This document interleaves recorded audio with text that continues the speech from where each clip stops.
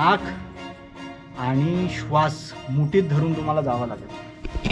हा जर मी इथे ना तो माझ्या डायरेक्ट डोक्यावर पडेल, पण मी जितका दगडाच्या जवळ राहीन ना आणि बहिरीची खोली असेल ती आणि इथे चेंज करून मग आतूनच कुठून तरी त्या चोर दरवाज्यातून बाहेर येत असतील असं। तर शरभ अवतार म्हणजे याचा अर्थ तुम्ही व्हिडिओ बारकाईनं पाहता हे मला लक्षात येईल। तर ही मंडळी सातत्यानं रायगड प्लास्टिक विरोधी मोहीम राबवत आहेत। सातत्य महत्त्वाचं आहे, कारण सलग 3 वर्ष ती लोक येत आहेत। इकडच्या या बिस्लरीच्या ज्या बॉटल्स आहेत तो जो खच पडला आहे, जवळपास नाही म्हटलं तरी त्यांच्याकडे 300 400 डस्टबिन बॅग्स भरून बिस्लरीच्या बॉटल्स निघतात। म्हणजे अशा विविध संस्था आहेत की ज्या गडसंवर्धनासाठी या रायगडासाठी अवघ्या स्वराज्यासाठी झुंजत आहेत, या प्लास्टिकपासून आपल्या गडांना वाचवत आहेत। ही अशीच वाट जवळपास 5 ते 10 मिनटं चालत जायचे आणि मग आपल्याला अंधारी लेणी लागेल। ठीक आहे, या।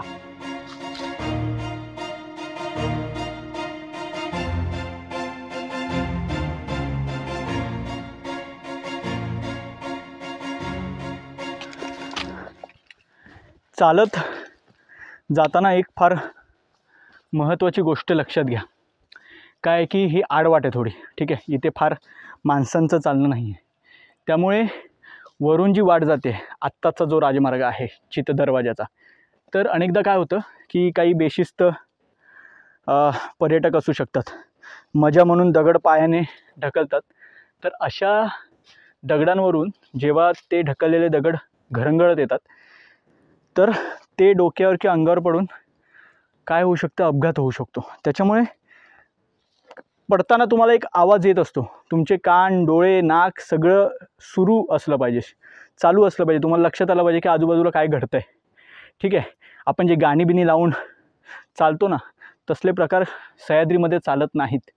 ठीक आहे, तर असा एखादा दगड येत असेल असं तुम्हाला वाटतंय तर काय करायचं एक्झॅक्ट, मला वाटते की आता इथून मला चालताना दगड येतोय, मी काय करेन, मी ही वाट पकडेन आणि जितकं दगडाला खेटून झोपता येईल तसं राहीन आणि डोक्यावर हात ठेवेन। ठीक आहे, दगडाच्या जवळ का, तर इथे हा बघा, हा ओव्हरहँग बघा तुम्ही। ठीक आहे, दगड पडून त्याच्यावर आपटून त्याचा फॉल इथे होईल। हा जर मी इथे ना तो माझ्या डायरेक्ट डोक्यावर पडेल, पण मी जितका दगडाच्या जवळ राहीन ना तितक्या तो दगडावर आपटत त्याचे ठिकरे होऊन मला कमी इजा होऊ शकते। आलं लक्षात? त्याच्यामुळे शक्य तितकं खेटून चालण्याचा प्रयत्न करा आणि तुम्हाला लक्षात येते की वरून काय घडू शकतं, लगेच दगडाच्या जवळ जा आणि या पद्धतीनं तुम्हाला तुमची पोझिशन ठेवायची, जेणेकरून तुम्ही स्वतःला कमी इजा होण्यापासून जास्त इजा होण्यापासून वाचवू शकता। ठीक आहे, ही आता अशीच वाट आहे, तुम्हाला ही पुढपर्यंत नेईल आणि काहीच मिनिटात आपली अंधारी लेणीसुद्धा येईल। ठीक आहे, चला।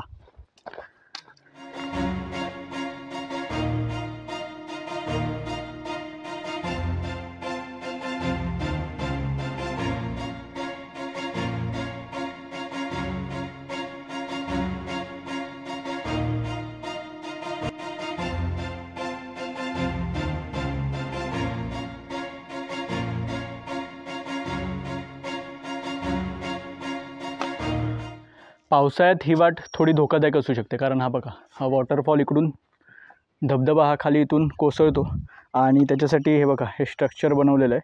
म्हणजे काही मंडळी अगदी त्या पाण्याच्या मधून सेफली जातात, पण पाण्याचा फ्लो जास्त असेल तर कृपा करून हा मार्ग निवडू नका। एकतर हिवाळ्यात नाही तर उन्हाळ्यात तुम्हाला ह्या मार्गानं यायचं आहे, पावसाळ्यात नाही। चला या, थोडंच अंतर बाकी आहे, आपल्याला अंधारी लेणी लागतील, या।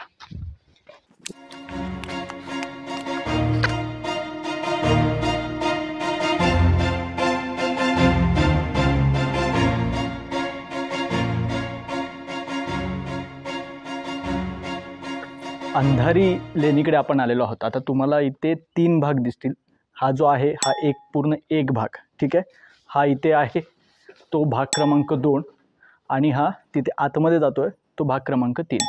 ठीक आहे, आता काय होतं की शिवकाळापूर्वीसुद्धा म्हणजे बऱ्यापैकी तुम्ही पकडून चला की 10व्या-11व्या शतकामध्ये हा व्यापारी मार्ग होता. ठीक आहे, गांधारी नदी किंवा काळ नदीचं खोरं याच भागामध्ये आहे. तर तेव्हा एवढा घेरा फिरून जाण्यापेक्षा हा घाटमाता चढून पलीकडच्या बाजूला जाणं शक्य होतं, बरोबर आहे. तर त्यावेळी या व्यापारी मार्गावर असणारे व्यापारी असतील किंवा धार्मिक यात्रांसाठी फिरणारे बौद्ध भिक्खू असतील, तर त्या लोकांसाठी विश्रामासाठी अशा पद्धतीनं त्या काळी मोठ्या प्रमाणात लेण्या बांधण्यात आल्या. तर ह्या लेण्या साधारण, कारण ज्या पद्धतीनं त्या दगडात कोरण्यात आलेल्या आहेत, तर त्या लेण्या साधारण त्या काळातल्या असण्याची दाट शक्यता आहे. मात्र शिवकाळात जेव्हा किल्ला रायरी आपल्याकडे आला महाराजांकडे, तर त्यानंतर जेव्हा त्यांना हा भाग दिसला, तर महाराजांनी काय केलं की महाराजांनी याची चौकी तयार करून अंधारी लेणी या चौकीच्या माध्यमातून पुढे आणली. आता ही चौकी कशी महत्त्वाची ती लक्षात घ्या. इथून समोरच आपल्याला हे बघा, खाली रायगडवाडी आहे, समोर आपल्याला चित दरवाजा दिसतो, तो जो वाघबिळीचा डोंगर आहे तो दिसतोय. या बाजूला इथे काळ नदीचं खोरं आहे, छत्री निजामपूर गाव आहे. ठीक आहे, गांधारी लेणीचं कावळ्या बावळ्या खिंड, कोकण दिवा असा सगळा पट्टा या समोर आहे. मग या सगळ्या पट्ट्यावर लक्ष ठेवण्यासाठी म्हणून ही लेणी फार महत्त्वाची ठरते. आता जर तुम्ही नाणे दरवाजाच्या वाटेनेच जर या ठिकाणी येत असाल तरच तुम्हाला ही अंधारी लेणी पाहता येते. ठीक आहे, हा जो भाग आहे तर तो त्या काळामध्ये म्हणजे अगदी शिवकाळात पूर्वी साधारण वस्तीसाठी त्याचा वापर केला जायचा. इथून पुढे आलात की हा जो भाग आहे, हा भाग स्वयंपाकघर म्हणून वापरला जायचा. या इथे दिसतोय. त्यानंतर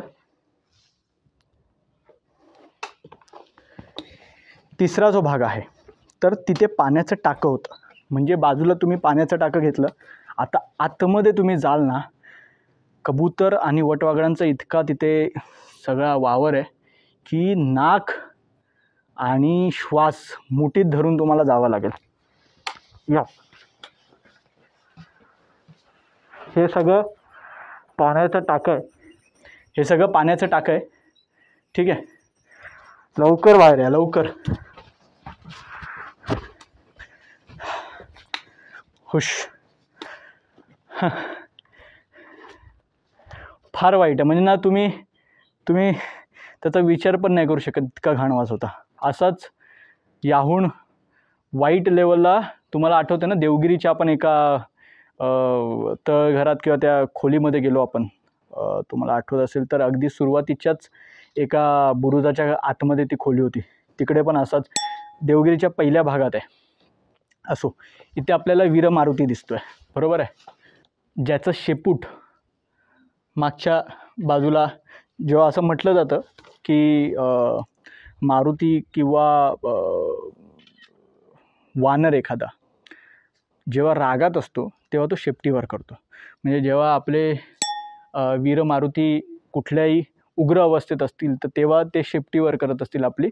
आणि इकडे असणाऱ्या पहाऱ्यासाठी असणाऱ्या ज्या काही समस्त पहारेकरी आहेत किंवा समस्त जे काही मावळे आहेत, तर त्यांना कुठेतरी एक मानसिक आधार मिळावा म्हणून या अंधारी भागामध्ये, म्हणजे नावाप्रमाणेच ही वाटसुद्धा अंधारी होती, हा भागसुद्धा अंधारी आहे. तर त्यांच्यासाठी म्हणून हे वीर मारुती या ठिकाणी नंतर कोरण्यात आले असतील शिवकाळामध्ये. ठीक आहे, आता याच वाटेनं पुढे गेल्यानंतर दगडात कोरलेल्या पायऱ्या पण आपल्याला दिसतील. आता हा पायऱ्यांचा पहिला टप्पा आहे. इथे सुद्धा प्लस जेव्हा आपण निसणीचा पहारा पाहायला जाऊ ना, तेव्हा त्या काळातल्या तृतीय चतुर्थ श्रेणी लोकांसाठी किंवा इतर लोकांसाठी दगडात कोरलेल्या पायऱ्या त्यासुद्धा आपल्याला पाहायच्या. तुर्तास आपण या अंधारी लेणीच्या पुढे ज्या दगडात कोरलेल्या कातात कोरलेल्या पायऱ्या त्या पाहू.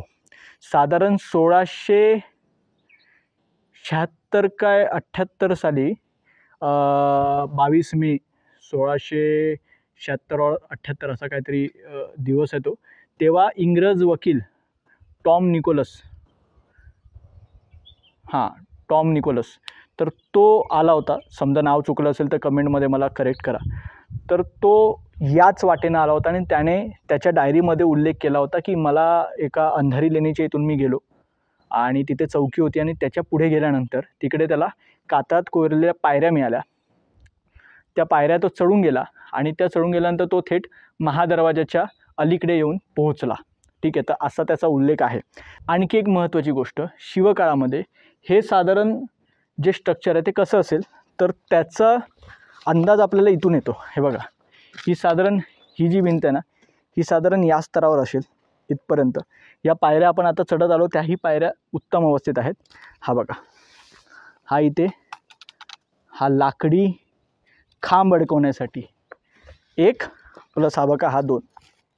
ठीक आहे, हा 2, हे 2 लाकडी खांब उभे केले की याच्यावर तुम्ही छप्पर करू शकता, जेणेकरून तुमचे इकडचे जे पहारेकरी आहेत, जे सेवक आहेत, त्यांना कुठेही पावसाळा, उन्हाळा किंवा हिवाळा कुठल्याही ऋतूमध्ये त्यांना त्रास होणार नाही. ठीक आहे, आता आपण इथून ह्या बघा ह्या मार्गानं पुन्हा चालत राहायचं आहे. आता काहीच अंतरावर आपल्याला इथे कोरलेल्या पायऱ्या लागतील, तर त्या पाहूया, त्या चढूया आणि थेट आपण कुठे पोचणार आहोत, तर महादरवाजाच्या अलीकडे. या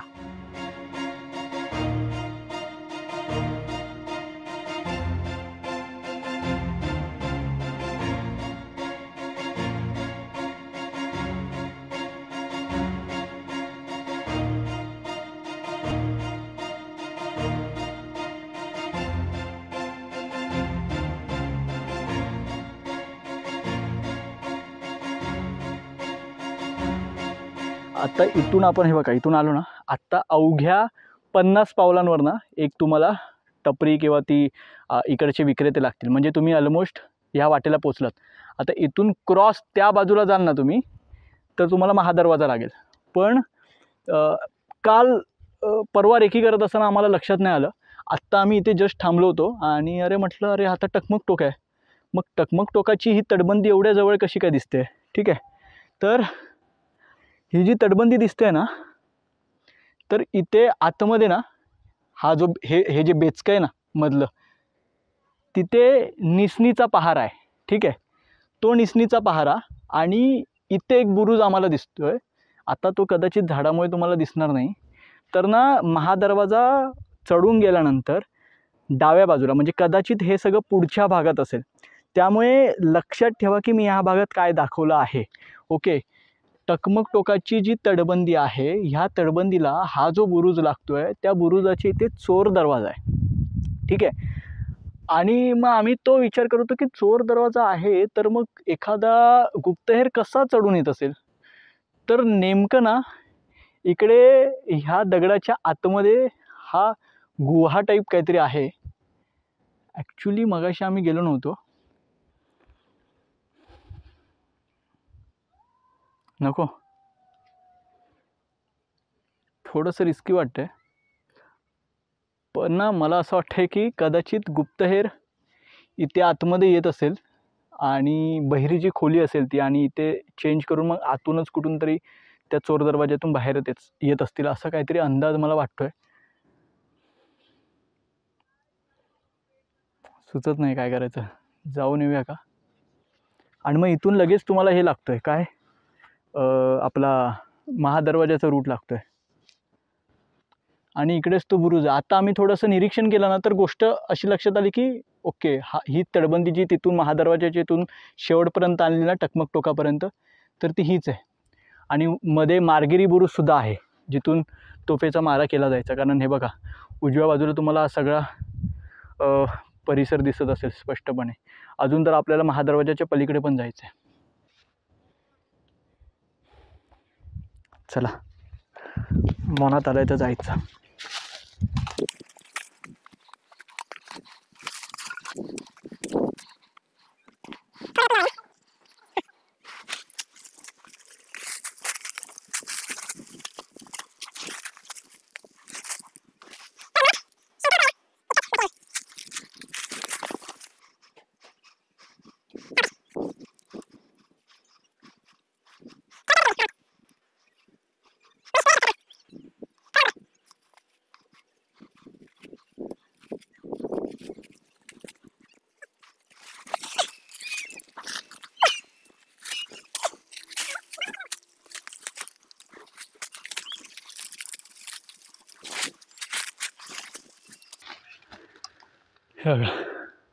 ठीक आहे.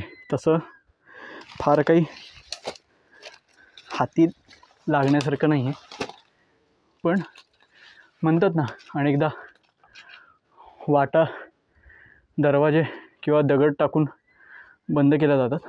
पण ठीक आहे, मनाचं समाधान झालं, कळलं की ठीक आहे आता काही नाही आहे. पुढच्या वेळी जेव्हा येऊ तेव्हा येणाऱ्या पिढीला सांगू शकू की ठीक आहे तुम्ही इथे जाण्याची गरज नाही आहे, वाट बंद आहे. ठीक आहे. तर आता आपण पुन्हा खाली उतरायला सुरुवात करूया. ठीक आहे.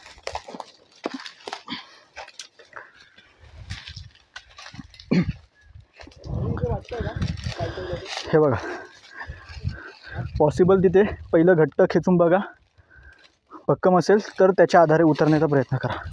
पाय नेहमी शक्यतो हे असे आडवे टाकण्याचा प्रयत्न करा, जेणेकरून कुठेतरी ते लॉक होते.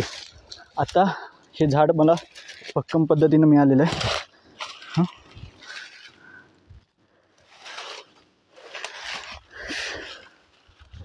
ठीक आहे. हे बघा, आता ज्या लेवलला तुम्ही उभे आहात ना, तुम्हाला समोर तिथे सरळ बघितलं तर ती बघा ती टपरी दिसेल. ठीक आहे. चला, उतरताना जास्त काळजी घ्यावी लागणार आहे, कारण इथपर्यंत तरी ठीक होतं, आधाराला सगळ्या गोष्टी होत्या, दगड बिगड. पुढे थोडासा रिस्की भाग आहे.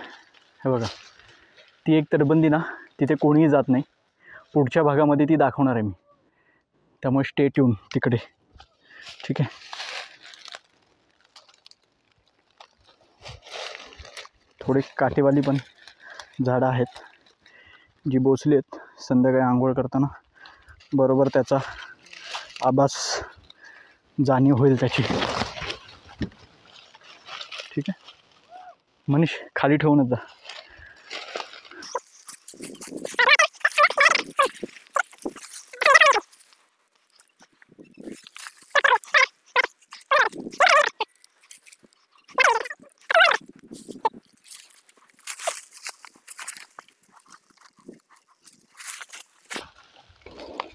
ठीक आहे.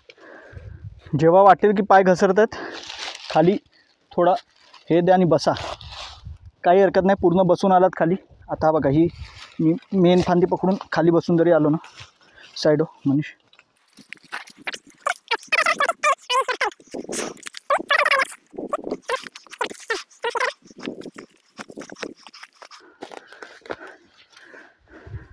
म्हणजे अंधारी लेणी पाहायची असेल तर तुम्ही इथून सुद्धा थोडं अंतर चालत खाली जाऊ शकता. ठीक आहे. आता ही प्रमुख वाट जाते, हा बघा महादरवाजा, आणि ही वाट अशी आली. ठीक आहे. आता थोडं श्रमपरिहार करूया आणि पुढचा ट्रेक सुरू करूया. यापूर्वी आता आपण नाणे दरवाजा ते महादरवाजा हा रूट पाहिला, बरोबर आहे. आता आपण चित्त दरवाजा मार्गे महादरवाजापर्यंत पोहोचायचं आहे. म्हणजे एक बाजू आपली क्लिअर झाली. मी तुम्हाला म्हटलं की तिसरा रूट हा रोपवे मार्गे असणार आहे. ठीक आहे. कारण त्या बाजूला पूर्ण कुशावर्त तलाव, त्यानंतर अष्टप्रधानांचे वाडे, इतर वाडे म्हणजे राजवाड्याच्या बाजूला ते वेगळे, आणि त्यानंतर मला वाटतं काळकाईचा खळगा, पहारा, अशा बऱ्याच गोष्टी त्या बाजूला आहेत. मग तो रूट मी पूर्ण वेगळा ठेवला आहे रोपवेच्या साईडने. ठीक आहे. आता आपण चित दरवाजा मार्गे जाणार आहोत. हे बघा, हा रूट पाचाडातून थेट चित दरवाजाकडे येतो. इथे बहुतांश सगळे पर्यटक इथूनच आपल्या ट्रेकिंगला सुरुवात करतात. आणि हा बघा, हा जो खाली रूट चालला आहे हा नाणे दरवाजाकडे जातो. थोड्याच अंतरावर नाणे दरवाजा सुरू होतो. ठीक आहे. चित दरवाजा, आता दरवाजा असा कुठलाही इथे नाही आहे, आलं लक्षात. मला वाटतं की नंतरच्या कालावधीमध्ये आता हा मार्ग आहे म्हणून चित दरवाजा म्हणून याला नाव दिलं गेलं असेल. मात्र शिवकाळामध्ये सुद्धा खूप लढा बुरुज अगदी याच्या समोरच आहे. ठीक आहे. आता आपण तिकडे जाणारच आहोत. तर इथे ना चौकी होती. ठीक आहे. चित दरवाजा हा शिवकाळापासूनचा नाही, हा नंतरच्या काळामध्ये बांधण्यात आलेला आहे. कारण खूप लढा बुरुजाच्या अगदी खेटून हा रूट नेण्यात आलेला आहे. म्हणजे जवळपास मला वाटतं कदाचित श्री शिवाजी रायगड स्मारक जे आहे त्यांनी नंतर तो रूट एक्सप्लोअर केला, आणि त्यानंतर मग कालांतराने संवर्धनाच्या दृष्टिकोनातून हा नवीन पायरी मार्ग तयार झाला. ठीक आहे. मूळ मार्ग हा नाणे दरवाजाचाच मार्ग. पण मग पुढे गेल्यानंतर त्याला कसे रूट दिले गेलेले आहेत सामान्य लोकांसाठी आणि राजेशाहीसाठी आणि महाजन मार्ग, ते आपण नाणे दरवाजा मार्गे जाताना पाहिलं. आत्ता आपण चित दरवाजा मार्गे जाऊ, कारण बहुतांश सगळी मंडळी आल्यानंतर इथेच उतरतात. सो हाही रूट आपण एक्सप्लोअर करू. आपल्याला खूप लढा बुरुज, त्यानंतर वाळूसरे खिंड आणि मग तिथून महादरवाजा असं आपल्याला करायचं आहे. मग महादरवाजा पाहून झाला की नंतर आपल्याला पुढच्या भागामध्ये रणमंडळ आणि बऱ्याच गोष्टी पाहायच्या आहेत, त्या तिथे आता पुढच्या भागात मी एक्सप्लोअर करेन. आता चित्त दरवाजा मार्गे आपला ट्रेक सुरू करूया. फक्त रायगडाचा ट्रेक सुरू करण्यापूर्वी या दुकानाच्या मागून एक रूट पुढे जातो, जो नाचन टेपाची गुहा म्हणजे वाघबीळ म्हणून तुम्ही इंस्टाग्रामवर किंवा सोशल मीडियावर जी प्रसिद्ध आहे, 2 बाजूचे छिद्र असलेली, जिथून पाचाडसुद्धा दिसतं आणि जिथून रायगडवाडीसुद्धा दिसते, ती इथून आपल्याला जाते. ते याच्या पूर्वीच्या भागामध्ये आपण ती पाहिली. ठीक आहे, आता आपण चित दरवाजा मार्गे आपला ट्रेक सुरू करूया आणि महादरवाजापर्यंत.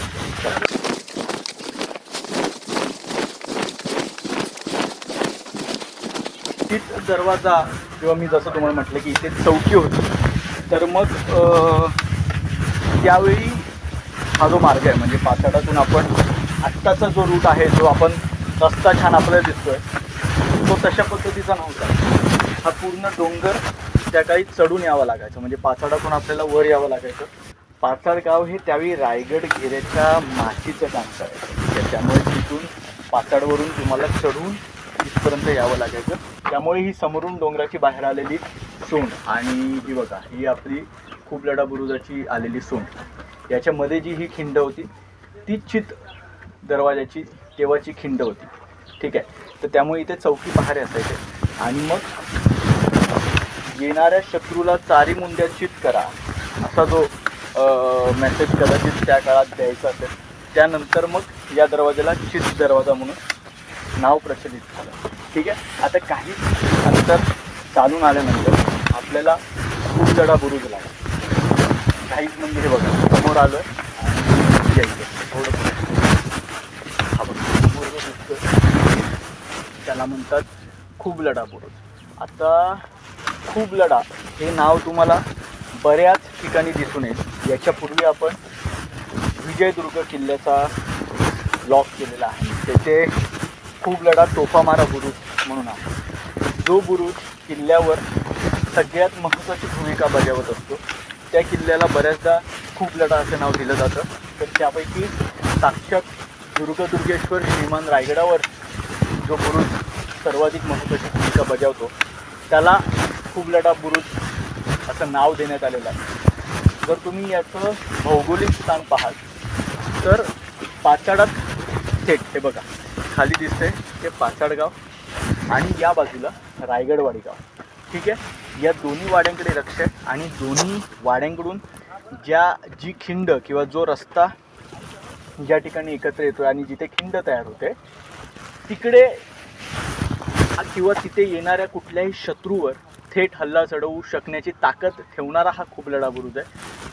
आत्ता पण मला वाटतं खूप लढा बुरुजावर जायला वाट आहे. ठीक आहे, यापुढे आपण जाऊ आणि तिथून पाहू की कशा पद्धतीने हल्ला एखाद्या शत्रूचा झाला तर युद्धाच्या दृष्टिकोनातून किती महत्त्वाची भूमिका खूप लढा बुरुज निभावतो.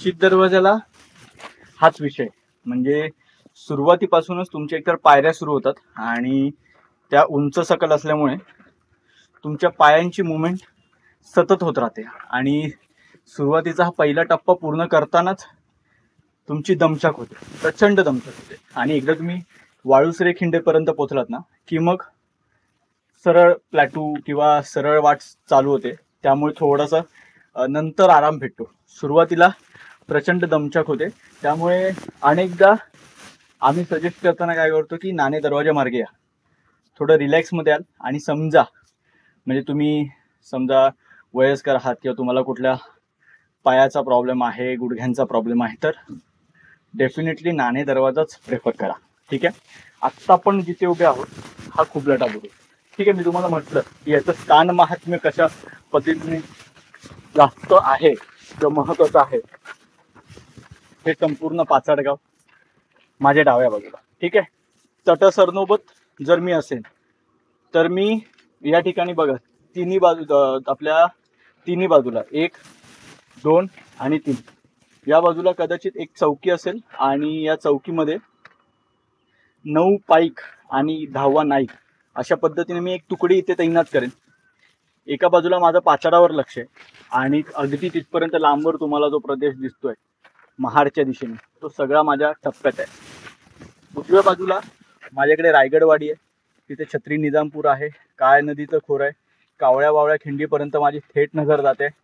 ह्या सगळ्या गोष्टी मला या बाजूने दोन्ही बाजूने आणि समोर जर एखादा शत्रू अगदी तोंडावर येऊन पोचला असेल तर या ठिकाणी माझा थेट हा बघा ही थोडी छोट्या साईज मध्ये असलेली ही मारजंगी आहे की इथे एक तोफ तैनात आहे की समोरून कोणी आलं तोफेचा बार उडवला की तिकडे किमान त्यांचे 25 ते 50 सैनिक जायबंदी झालेच पाहिजे.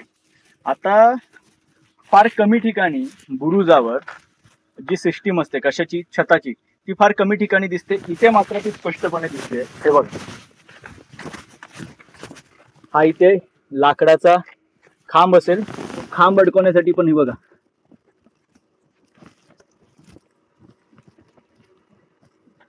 खांब अडकवण्यासाठी प्रॉपर जागा आहे. एक या बाजूला, दुसरी अगदी हुबेहूब त्याच पद्धतीने ते 2 खांब अशा पद्धतीने उभे राहिले आणि वरती छप्पर. ठीक आहे. याला आता काय म्हणतात, याला आपण काय म्हणतो, याला पण जंगी म्हणतो. ठीक आहे. खुबलढा बुरुज तुम्हाला लक्षात आला. खुबलढा का हे या जागेच्या महात्म्यावरून तुम्हाला लक्षात आलं. ठीक आहे. आता इथे कदाचित आपण जो दिवा वगैरे लावतो तर त्याच्यासाठीची देवळी देवडी नाही देवळी ती जागा. आता बघा काय होतं की ट्रेक सुरू केल्यानंतर आपण सरळच जातो. खुबलढा बुरुज आपल्याला एका बाजूला दिसतो, मात्र आपण शक्यतो बुरुजावर येत नाही. तर प्रयत्न करा की बुरुजावर तुम्ही याल. त्यामुळे 2 गोष्टी होतील. ठीक आहे. की सलग चालत जाऊन तुमची दमछाक होण्यापेक्षा थोडा वेळ तुमचा खुबलढा बुरुजावर जाईल, थोडे रिलॅक्स व्हाल पुन्हा आणि मग पुन्हा तुम्ही चालायला सुरुवात करा. 2 दुसरी गोष्ट की खुबलढा बुरुज पाहून होईल, त्याचं जागेचं महत्त्व लक्षात येईल की कशा पद्धतीने तिथे सैनिकी तुकडी तैनात करून कशा पद्धतीने लक्ष ठेवता येतं. ह्या 2 गोष्टी. आता पुन्हा आपण आपल्या वाटेला लागतो. आता साधारण एक 10 मिनिटं पायपीट केली ना की वाळूसरे खिंड पण लागेल आपल्याला आणि त्यानंतर मला वाटतं महादरवाजापर्यंत या रूटने तसं दाखवण्याची वास्तू नाही, मग रूटच आहे. ठीक आहे. मग नॉर्मल हा या पायरी अशाच पायरी मार्गाने तुम्हाला तो ट्रेक चालू करत पोहोचायचं. ठीक आहे.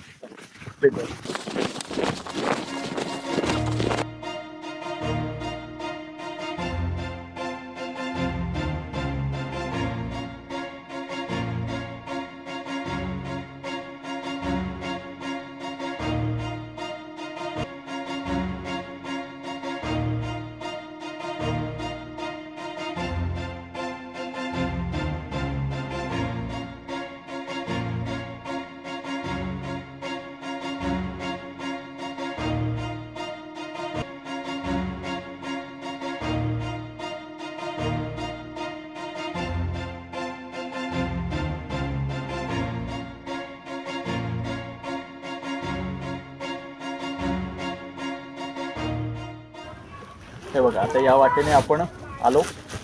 ही एक वाट खाली जाते, याला आपण वाळूसरेची खिंड म्हणतो. हिरकणीची जी कथा सांगितली जाते त्यातली जी हिरकणी आहे, जी माता आहे, हा जो डोंगर तुम्हाला दिसतो याच्या पलीकडे एक मोठा डोंगर आहे ज्याला आपण हिरकणीचा बुरुज म्हणतो.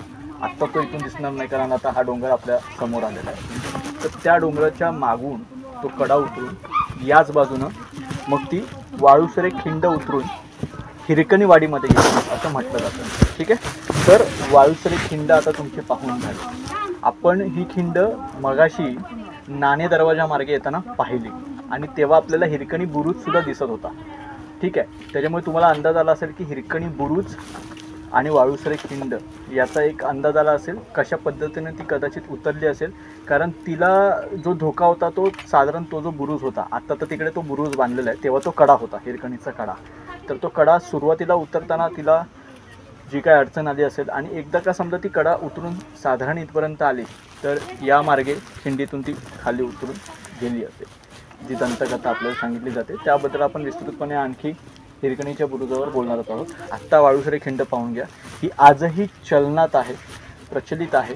आजही हिरकणीवाडीतले जे ग्रामस्थ आहेत किंवा रायगडवर जाऊन व्यवसाय करणारी जी मंडळी आहेत तर ते आपला माल याच बाजूने गडावर नेत असतात. आत्ताच काही मिनटापूर्वी आमच्या समोरून 2 ग्रामस्थ इथून वरून चढून गेले.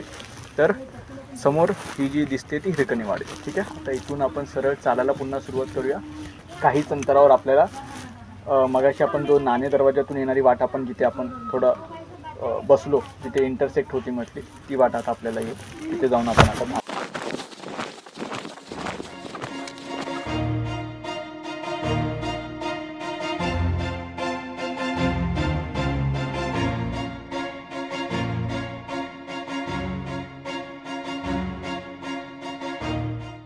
मगाशी नाणे दरवाजातून जेव्हा आपण आलो ते या वाटेने इथे बघा, बरोबर. आणि मी तुम्हाला म्हटलं की एक वाट आपण चित दरवाजाच्या इथून इंटरसेक्ट करू. आता या वाटेने आपण आलो, ती इंटरसेक्ट झाली. आता आपल्याला हाच रूट पकडायचा सरळ. हां,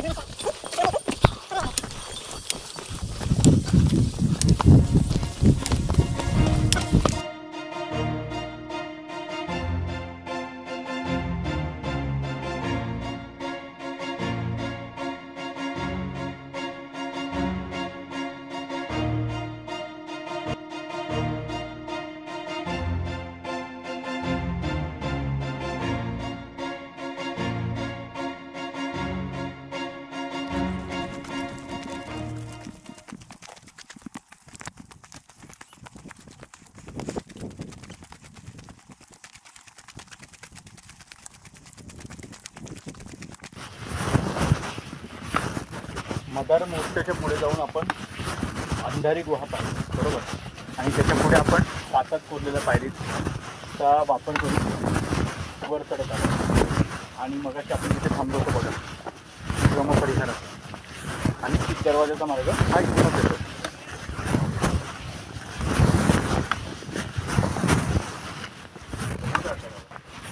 आता ही दोन्ही वाटा एकत्र होऊन आता या चालल्यात महादरवाजाकडे. ठीक आहे, आता पुन्हा रेस्ट घ्यायची आणि महादरवाजा दोन्ही वाटा दाखवायच्या म्हणून आपण एक वाट तिथून केली, आता एक वाट इथून केली.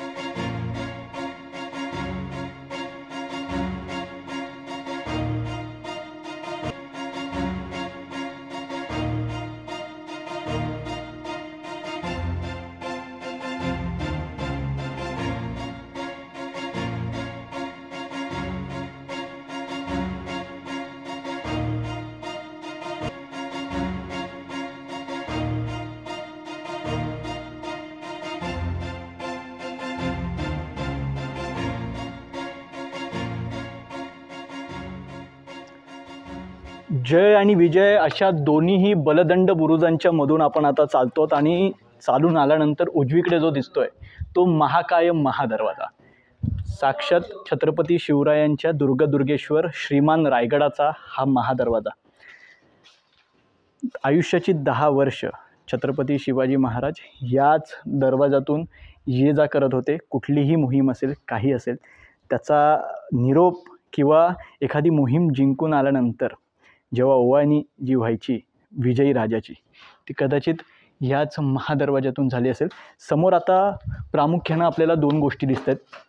एक म्हणजे शरभशिल्प आणि दुसरं म्हणजे कमळशिल्प आणि तिसरं वरती आहे ते स्काउट किंवा कणीस, असं 2 प्रकार आहेत. त्याच्याबद्दल पण मी सांगतो. शरभशिल्प म्हणजे काय, तर तुम्हाला कल्पना असेल की विष्णू अवतार होता नरसिंहाचा, बरोबर आहे. नरसिंह अवताराचं कार्य झाल्यानंतर तो अवतार तसाच भूलोकावर असतो. तर नरसिंह अवतार हा इतका उग्र होता की त्याच्यामुळे बाकीचा जो त्रिलोक होता, भूलोक होता, तर सगळे भीतीच्या छायेखाली होते. मग अशावेळी श्री शंकरांना आवाहन करण्यात आलं आणि श्री शंकरांनी अवतार घेतला तो शरभाचा. आणि या शरभ अवताराने या नरसिंह अवतार कार्याचं जी समाप्ती आहे ती केली आणि त्यानंतर शरभ अवतार पुढे प्रचलित झाला. तर शरभ अवतार म्हणजे शक्तीचं प्रतीक. तर हे स्वराज्य, हे राज्य या शरभासारखं भक्कम आणि बलदंड आणि कोणाकडूनही हरणारं नाही आहे हे दाखवणारं हे शरभाचं प्रतीक आहे. त्यानंतर कमळाचं शिल्पाला आपण लक्ष्मीचं प्रतीकसुद्धा म्हणतो आणि विद्येची जी सरस्वती आहे तिचाही अवतार आपण म्हणतो. याचाच अर्थ ज्यावेळी तुम्ही या महादरवाजातून आत प्रवेश कराल तर त्या आतमध्ये गेल्यानंतर जो दुर्गेश्वर रायगड आहे त्या रायगडावर लक्ष्मी आणि सरस्वती या दोघांचा वास आहे असं म्हटलं जातं. त्यांचा वावर त्या ठिकाणी आहे, त्यामुळे त्यांचं प्रतीक म्हणून इथे आहे कमळशिल्प. आता वरती जे कणीस किंवा आपल्याला स्काउट म्हणजे कलश दिसत आहेत तर त्याचे 2 प्रवाद आहेत. एक गट अशा पद्धतीने म्हणतो की ते कणीस आहे. कणीस म्हणजे काय की स्वराज्याच्या शेतकऱ्याचं, भूमिपुत्राचं, बळीराजाचं ते प्रतीक आहे. या स्वराज्यात असणारा शेतकरी हा सर्वोच्च स्थानावर आहे हे सांगणारं ते कणीस आहे.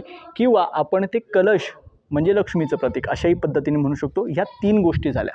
ठीक आहे. आता जय आणि विजय हे 2 बुरुज आहेत. तर त्याच्यामागे ही कथा सांगितली जाते. राजा म्हटलं की तो विष्णूचा अवतार.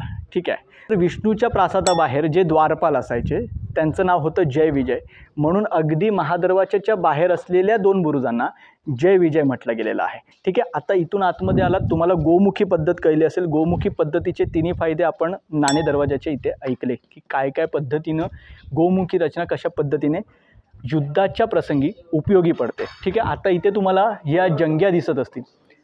नाणे दरवाजाच्या इथे जंग्या दाखवल्या नाही कारण त्या तेवढ्या अस्तित्वात नव्हत्या, कारण त्याचा वरचा भाग सगळा ढासळलेला होता. तर आता आतमध्ये या तुम्हाला दोन्ही बाजूला जंग्या दिसतील, कारण कुठलाही शत्रू समजा इथे आतमध्ये आला तर त्याला तो वरून उकळतं तेल किंवा जळते निखारे, उकळतं पाणी टाकून त्याच्यावर हल्ला करता येऊ शकतो, हल्ला थोपवता येऊ शकतो. यापुढे आता इथे सुद्धा त्याच पद्धतीनं पायऱ्या देण्यात आलेल्या आहेत, जेणेकरून कुठल्याही लाकडी ओंडक्याचं किंवा हत्तीचं थेट मोमेंटम तिथे दरवाज्यावर होणार नाही. अगदीच हत्ती आला तर त्याच्यासाठी हे लोखंडी खिळे बसवलेले दरवाजे आहेत. पण ते दरवाजे पाहण्यापूर्वी एक महत्त्वाची गोष्ट की हा स्वराज्याचा उंबरा आहे. उंबऱ्यावर कधीही आपण बसत नाही. आणि दुसरी महत्त्वाची गोष्ट, स्वराज्याचा उंबरा असल्यामुळे तिथे आपल्या डोक्याची जागा आहे. पहिलं उंबऱ्याला नमन करायचं आणि मग त्याच्यावर पाय न ठेवता पलीकडे पाय ठेवून आपल्याला उंबरा ओलांडायचा आहे.